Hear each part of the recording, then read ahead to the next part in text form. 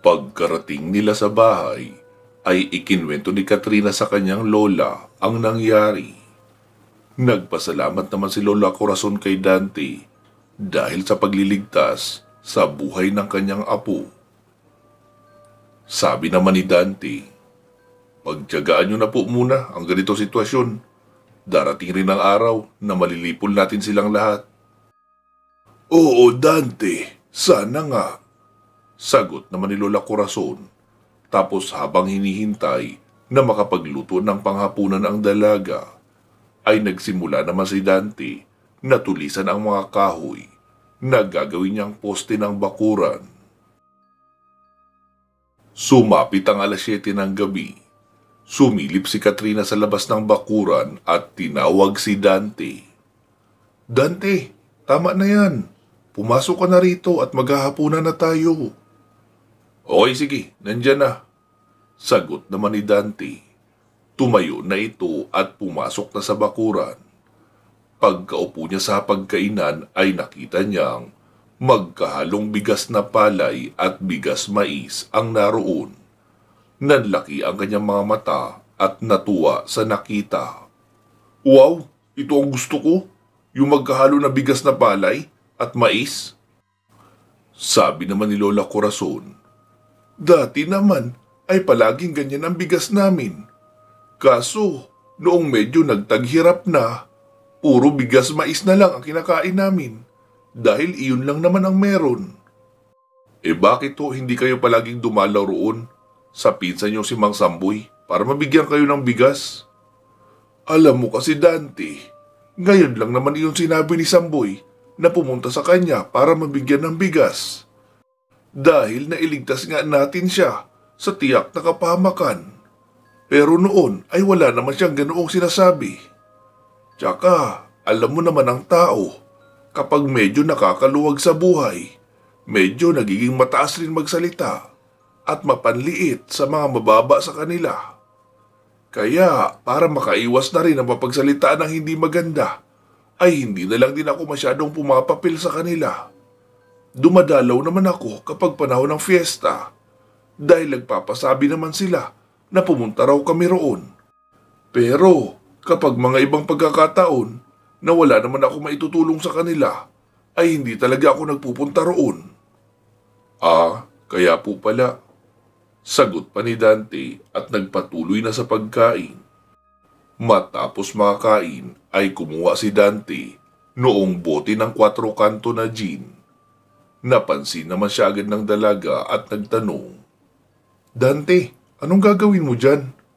Tanong pa ni Katrina. "Gagawin kong malaking lampara para may pagpatuloy ko ang ginagawa ko roon sa labas. Gusto kong matapos ang pagtutulis sa lahat ng mga kahoy ngayong gabi para bukas ng umaga pagkagising ko ay sisimulan ko naman ang pagbibiyak ng mga kawayan na gagawing pangbewang sa bakuran. Tapos sa hapon ay sisimulan ko na ang pagbaon ng poste." "Grabe, ang bilis naman ang plano mo Dante. Akala ko aabutin ng 2 linggo ang paggawa ng bakuran," sabi naman ni Dante. "Baka abutin din naman ako ng 1 linggo kasi mas matagal ang pagbabaon ng poste, lalo kung may mga bato sa ilalim. Wala akong ibang pagpipilian kundi ang hukayin ang lupa kapag mabato talaga. Tsaka baka magdagdag pa ako ng kawayan para matibay ang pambewang ko sa bakuran. At sa gagawin kong pintuan ng tarangkahan, dapat mabigat iyon at matibay." "Wow, excited na tuloy ako makita ang magiging bagong bakuran namin. Siguradong malawak na iyon at matibay. Paplanuhin ko na rin kung anong itatanim kong bagong gulay doon. Katrina, pahingi naman ako ng lumang damit o retaso ng tela na gagawin kong mitya para sa lampara." "Okay, sige Dante, saglit lang. Magpupunit lang ako roon ng luma kong palda na ginagawa naming basahan," sagot pa ng dalaga. Pagkabalik noon ay iniabot na ang tela kay Dante. Matapos naman makagawa ni Dante noong malaking lampara, ay bumalik na siya sa labas at muling ipinagpatuloy ang pagtutulis ng mga kahoy na gagamitin sa bagong bakuran. Habang naroon siya, ay lumapit na rin sa kanya si Katrina, dala ang maliit na radyo habang may drama na pinapakinggan. Kaya nalibang na rin si Dante sa pakikinig habang nagtatrabaho. Ilang oras ang lumipas. Sabi ni Katrina, "Inaantok na ako, Dante. Tara, tulog na tayo. Bukas mo na yan ipagpatuloy."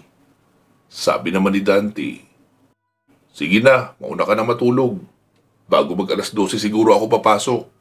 Okay lang ba kung iwan mo muna sa akin ang radyo? Alas 10 pa lang sabi ng radyo. Pagtatrabaho pa ako rito kahit isang oras mahigit bago matulog." "Okay, sige. Ikaw bahala." Uwi ka ng dilag at pumasok na nga sa bahay. Ilang sandali ang nakalipas ay muli iyong lumabas. Dala ang 3 pirasong nilagang mais at isang tasa ng kape. "Oh, Dante, kanina ka pa nagtatrabaho. Siguradong pagod at gutom ka na. Kaya kailangan mo na magmerienda. Heto mais at kape. Hindi na kita maipaghahain ng pagkain mamaya pagkatapos mo dyan, dahil matutulog na ako. Pero kung gusto mo namang kumain bago matulog, edi kumain ka lang. Marami pang ulam at marami rin ang kanin. Kaya pwede kang kumain ng marami pagkatapos mo magtrabaho rito." "Okay, sige Katrina. Ako na bahala mamaya maghalungkat pagkatapos ko rito. Salamat na rin sa meriendang ito "Walang anuman, Dante. Sige, good night." Uwi ka ng dalaga at muli nang pumasok sa loob ng bahay. Si Dante naman ay ipinagpatuloy ang kanyang ginagawa. Makalipas siguro ang 10 minuto, saka siya huminto para kumain. Noong matapos makakain ay saglit siyang nagpahinga at nakiramdam sa paligid. Tahimik ang burol sa bahagi nila Lola Corazon, pero tila may eko ng tili at palahaw na nagmumula sa kabilang bundok. Kaya naisipan niyang puntahan iyong sinasabi nilang ikalawang bundok, kung saan naroon ang pamayanan ng mga aswang na gabunan. Pumasok siya sa loob upang ipasok ang tasa at platong pinaglagyan ng mais. Kinuha niya na rin ang kanyang itak at muling lumabas ng bahay. Dahan-dahan niyang binagtas ang daan papunta sa kabilang bundok. Habang nasa daan ay panay ang pahid niya sa balat noong maamoy na dahon at pinupunas iyon sa kanyang balat sa braso, sa leeg, sa mukha at sa damit. Itim naman ang suot niyang damit kaya hindi iyon magmamantsa. Halos abutin rin siya ng 1 oras sa kanyang mabagal na paglalakad papunta sa kabilang bundok. Hindi naman kasi iyon straight na daan na tuloy-tuloy lang.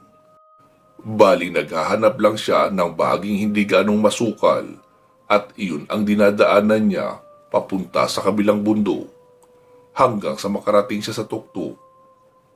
Mula roon ay makikita na sa bandang ibaba ang isang pamayanan na nagkakaingay. May mga apoy rin ang 3 malalaking bonfire, tapos may mga nagsasayawan sa gilid. Naisipan niyang mas lalo pang lumapit upang tignan ang ginagawa ng mga tao roon. Noong naroon na nga siya sa malapit ay nakita niyang may 3 babae at 3 lalaki ang nakapatong sa mahabang lamesa. Nakalaylay sa gilid ang ulo nila at wala ng buhay. Nagpuyos sa galit si Dante, pero noong makita niya ang pinuno ng gabunan, anak na babae noon at ang matandang albularyo na kanilang kakampi, ay nasabi niya agad sa sarili na hindi niya iyon kakayanin mag-isa sa mano-manong laban. Lalo na noong marinig niya sinabi ng albularyo, "Magmasid kayo sa paligid! May nakapasok na hindi natin kauri!" Doon na dahan-dahang umatras si Dante at umalis sa lugar. Hindi pa talaga iyon ang tamang oras para harapin niya ang isang buong pamayanan ng mga aswang na gabunan. Ang mahalaga, nakita niya ang itsura ng buong lugar at nalaman kung gaano karami ang tao roon. Humigit kumulang 100 ang mga iyon, kasama na ang mga babae, bata at matatanda. Pagkabalik ni Dante sa bahay nila Lola Corazon ay muli na siyang pumasok at natulog na lang.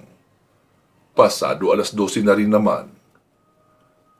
Kinabukasan, nagising si Dante noong makaamoy siya ng mabangong kakanin na niluluto ng dalaga. Dahan-dahan siyang bumangon at lumabas ng silid. Pagkarating niya sa kusina ay agad siyang nakita ni Katrina. "Uy, Dante, gising ka na pala. Mabuti at natulog ka na kaagad kagabi." "Ha? Paano mo nasabi?" "Kasi hindi mo natapos ang pagtutulis ng mga kahoy." "Ah, yun ba? Hindi yun ang dahilan kung bakit hindi ako natapos sa pagtutulis. Umalis kasi ako." "Talaga? Saan ka naman nagpunta?"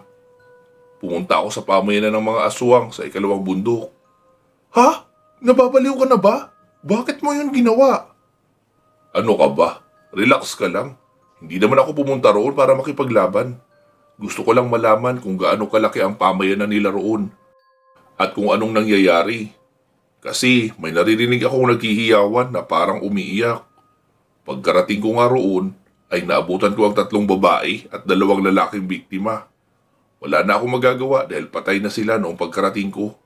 Pinapatuluan na lang sila ng dugo dahil may malaking planggana sa ilalim noong lamesa na pinaglagyan sa kanila." "Dante naman, alam ko naman na magaling kang lumaban, pero sa tingin ko, hindi ka pa handa para lumaban sa ganoong karaming kalaban.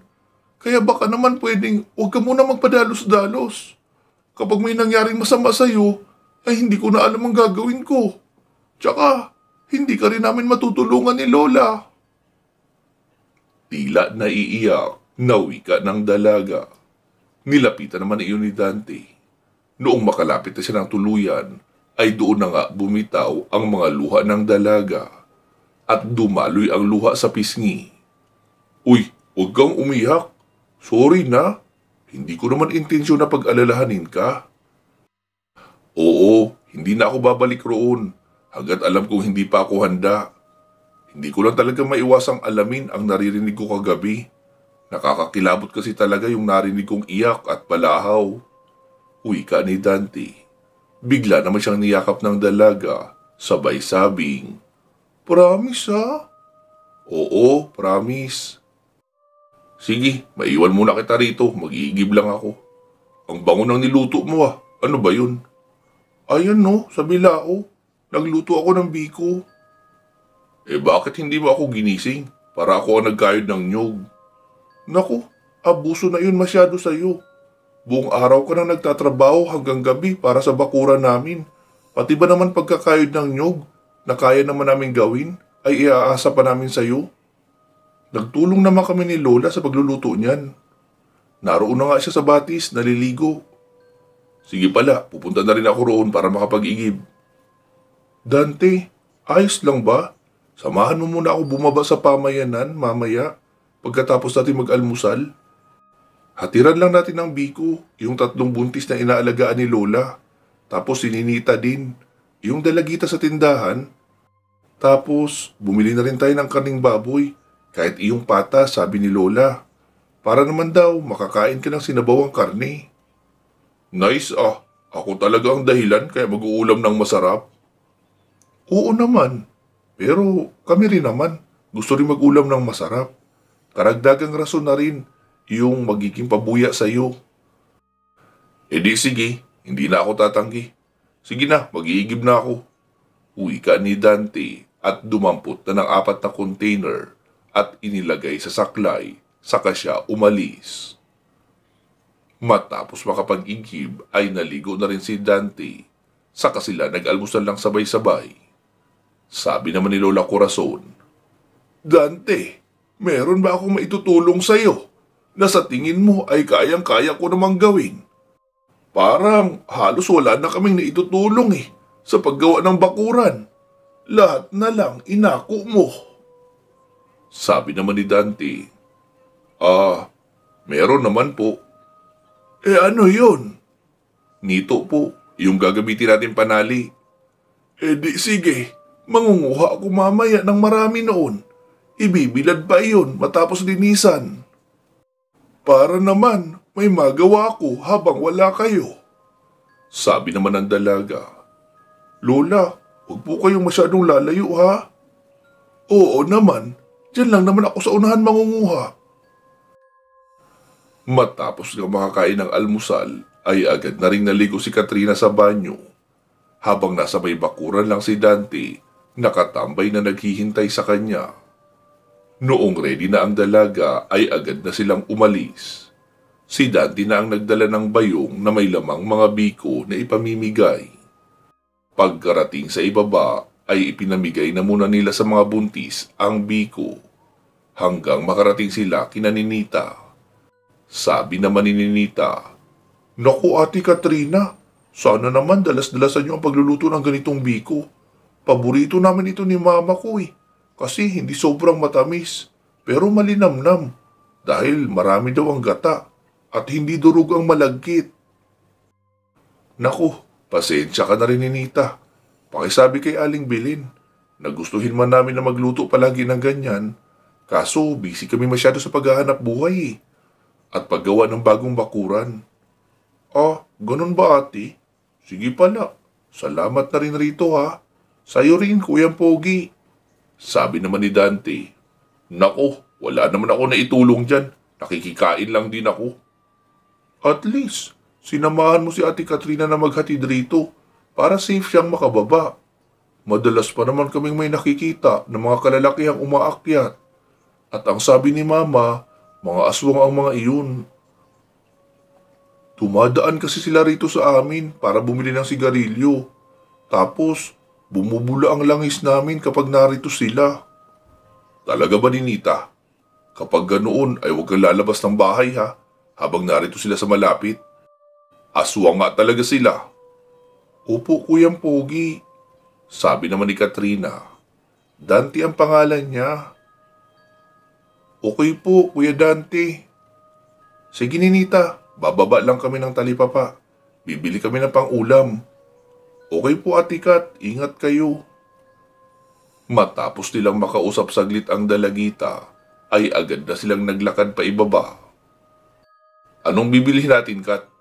Tanong ni Dante. Isang buong pata raw, sabi ni Lola. Magsinabaw tayo, tapos adobo naman ang kalahati. Para karni pa rin ang ulam natin bukas. Wow, ang sarap pala ng tanghalian natin ngayon. Lagyan mo ng maraming gulay ha. Abay oo naman, may nakahanda na ako roon na upo. Tapos lalagyan na rin natin ng malunggay at maraming dahon ng sili at buong sili na rin para medyo maanghang, tanggal lamig sa katawan. Mukhang sanay na sanay ka talaga sa pagluluto Kat ah. Oo. Minsan na rin kasi akong nag-sideline bilang assistant ng tagaluto sa isang karinderya. Kaya marami akong alam na putahe sa pagluluto. Nice. Mukhang pwedeng-pwede ka na mag-asawa. Bakit? Aalokin mo na ba ako? Ha? Anong sabi mo? Gulat na tanong pa ni Dante. Sabi naman ni Katrina. Wala. Ang sabi ko, paano naman ako magkakaasawa kung wala nga akong boyfriend? At sa bundok pa ako nakatira. Umaasa na lang ako na magustuhan ako ng nag-iisang lalaki na nakakaalam na may isang Katrina na nakatira sa bundok na handang maging tapat, mabait at mapagmahal na may bahay niya. Ngumiti lang din si Dante dahil unti-unti niya nang nakukuha ang ibig sabihin ng dalaga na siya ang pinariringgan nito. Matapos nilang makabili ng ulam ay sabi ni Katrina, Ano, tara na? Sabi naman ni Dante, Punta muna tayo sa may bakery. May dala ko 150 rito. Yung 100 iubos natin sa pagbili ng tinapay. Tapos pumili na rin tayo ng malamig na soft drinks. Namimiss ko na uli na madampian ng malamig na inumin ang lalamunan ko Okay sige, gusto ko yan Dante, tara. Uwi ka ng dalaga at agad nang kumapit sa braso ni Dante nang hindi sinasadya.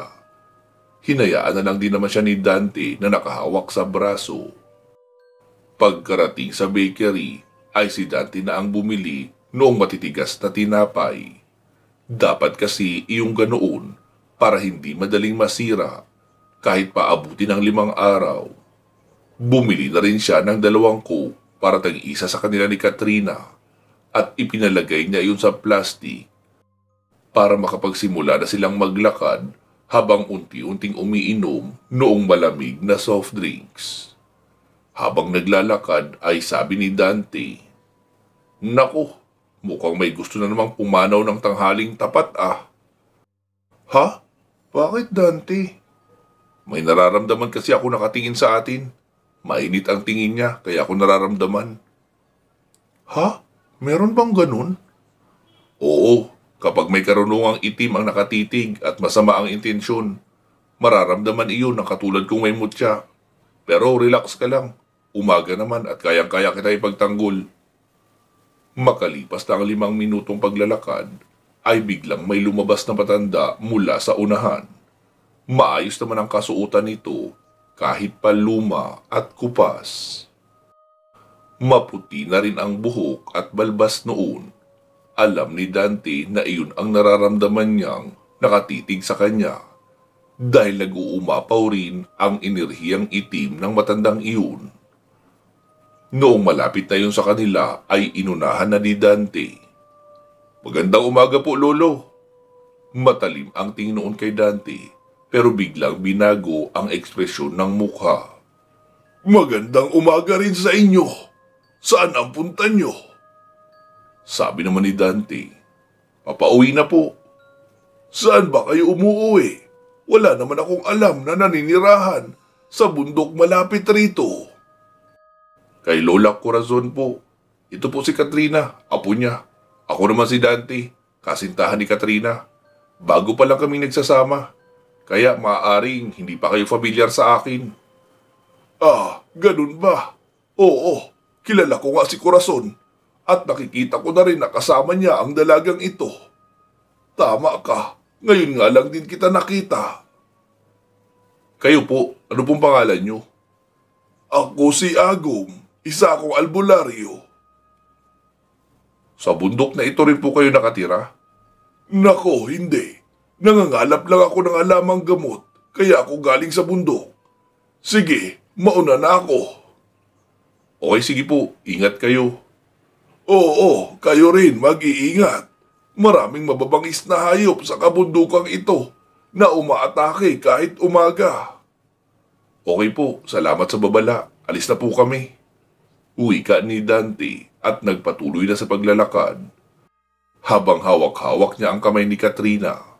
Si Katrina naman ay pulang-pula ang mukha at hindi makapaniwala sa mga sinabi ni Dante. Noong makalayo na sila sa matanda ay sabi ni Katrina, "Ano yung sinabi mo, Dante?" "Alin doon? Iyon bang kasintahan kita?"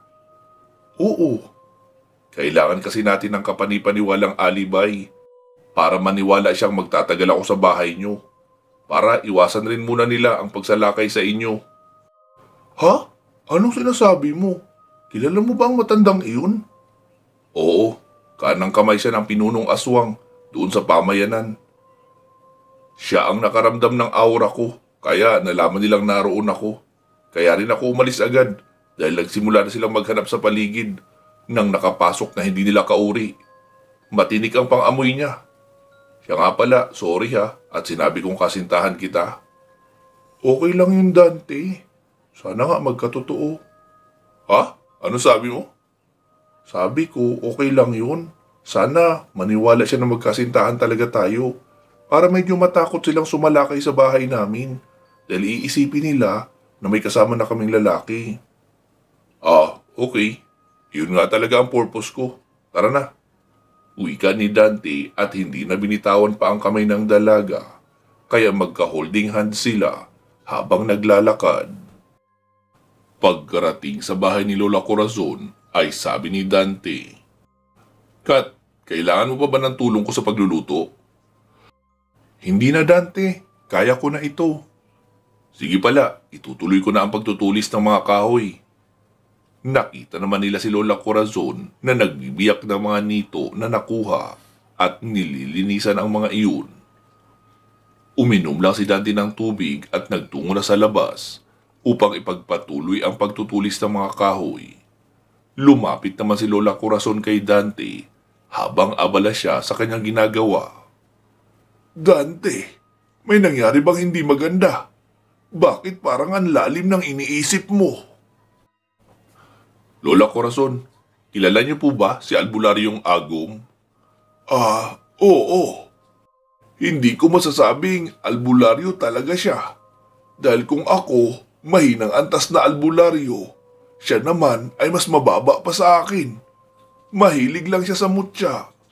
Para lang siyang antingero na sumubok na manggamot. Kaso bihira naman ang napapagaling niya.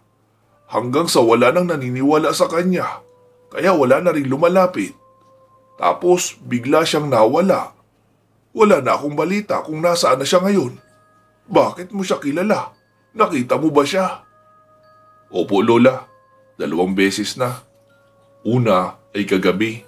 Noong naroon ako sa pamayanan ng mga gabunan. Siya ang kanang kamay ng pinuno. Napakalakas ng kanyang aurang itim. Tapos ngayon naman, nakasalubong namin siya ni Katrina. Nagpakilala ako at sinabi kong dito ako nakatira sa inyo at kasintahan ako ni Katrina.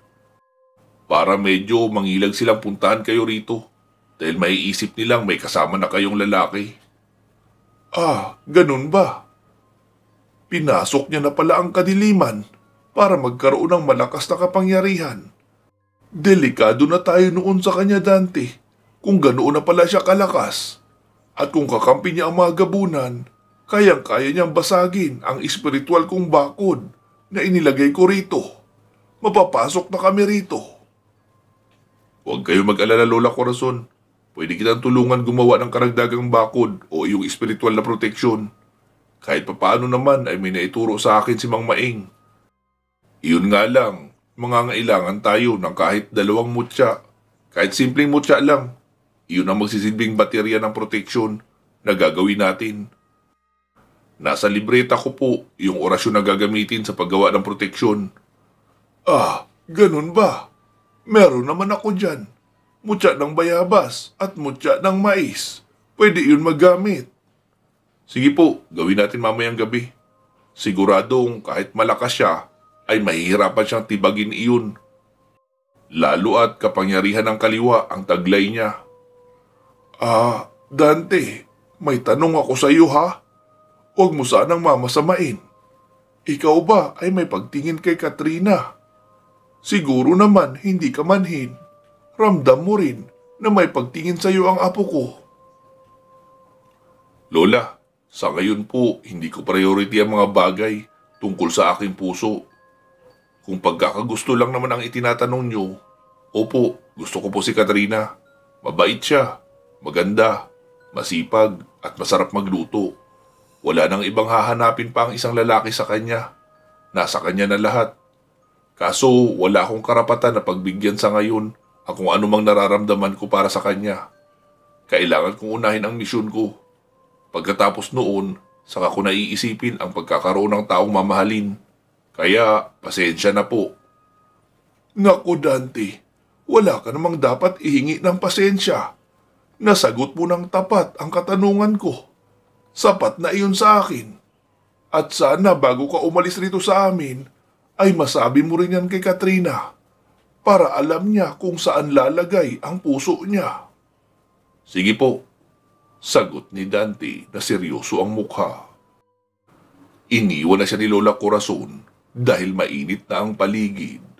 Tapos na rin naman ang matanda sa ginagawa nito. Sumapit ang katanghalian. Tinawag na ni Katrina si Dante. Dante, tara na, kakain na tayo. Sabi naman ni Dante. Sige, susunod na ako, last na ito. Wow, talaga? Last na agad? Oo, last na ito. Tapos mamayang hapon, kapag medyo makulimlim, sisimulan ko naman ang pagbibiyak ng kawayan na pangbewang.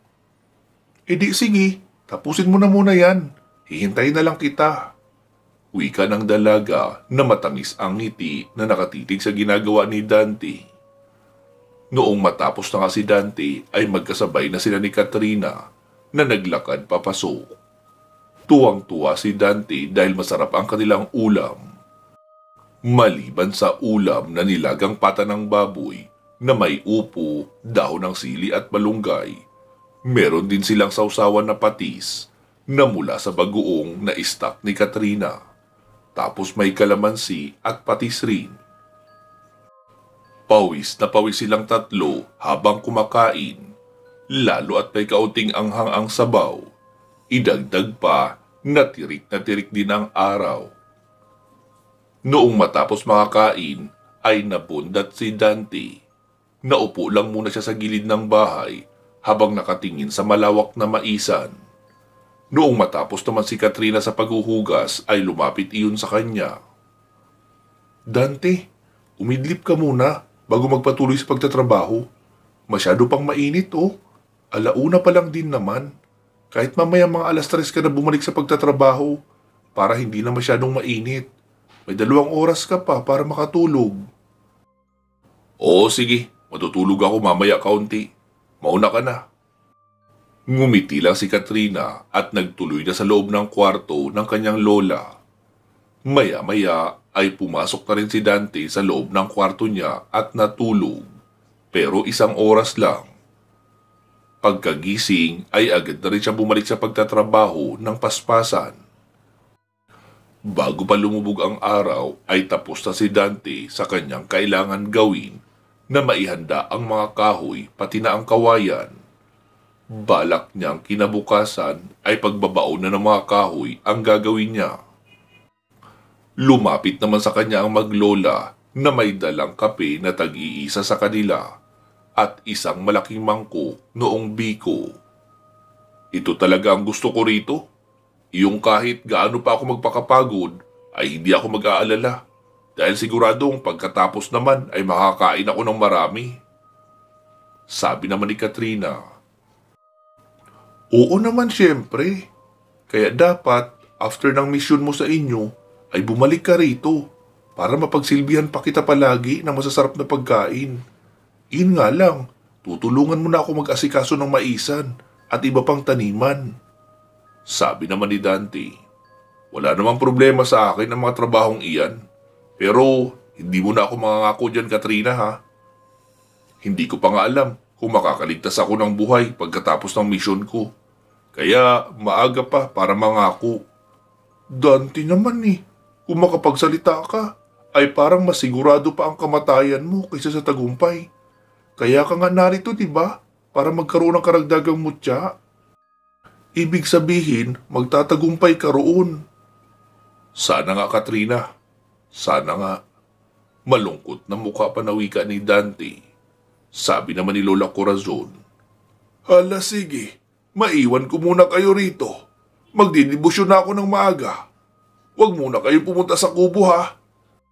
Gagawin kasi namin ni Dante mamayang pagkatapos ng hapunan ang mga pangontra na ibabao natin sa lupa para maging espiritual na bakod.